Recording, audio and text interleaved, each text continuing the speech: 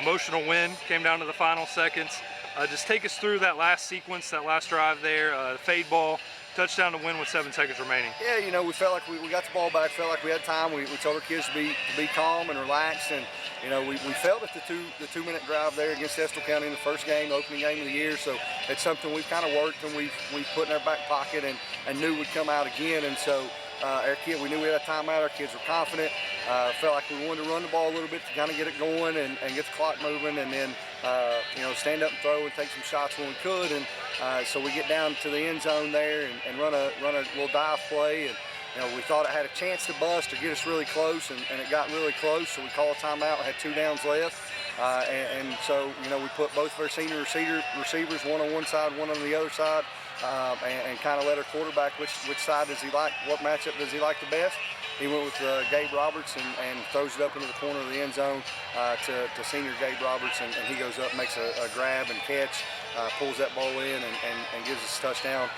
Leaves 7 seconds on the clock, not a whole lot of time. You know, not a lot you can do with 7 seconds on the clock. So, you know, felt like we kind of played that one out to perfection in a way. I got to give a shout out to your boys up front, man. The offensive line was working hard. You've got some big physical and strong backs. So tell us a little bit about your strength and conditioning program. Is it something that you've kind of switched up over the years since you've been at East Carter, or have you kind of stuck to the same plan with that? We've kind of stuck to the same base plan. We're a big power clean, squat, bench press team, and we focus on those 3 along with deadlift.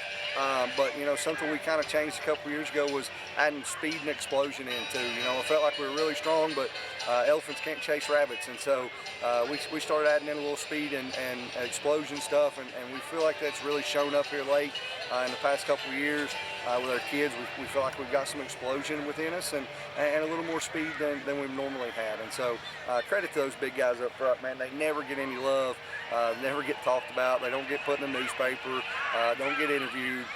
But man, they did a phenomenal job tonight. Challenged them this week and told them, you know, we got to have 4 yards of carry. We have to average over 4 yards of carry, and I think they took that home and kind of just chewed on it every night and just made them mad.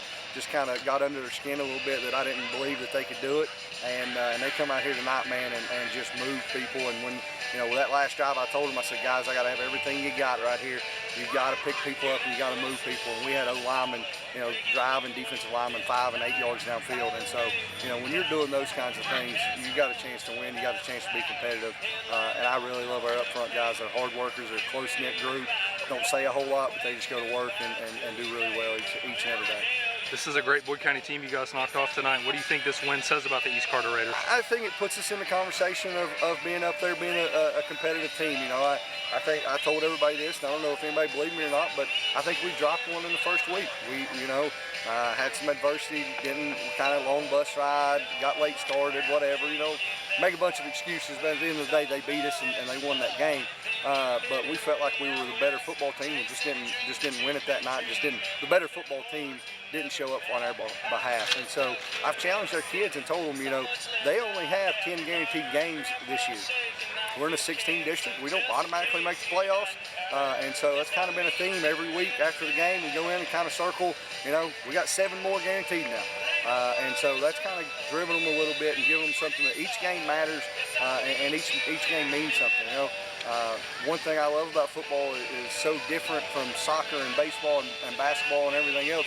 You don't get to play everybody twice. You get one game and that's it. And so each and every game matters, and it matters big. And so I thought our guys really stepped up, played big tonight, played huge, and I think it kind of put us out there in the 16th region as a team that is competitive enough to go and make things interesting each and every Friday night.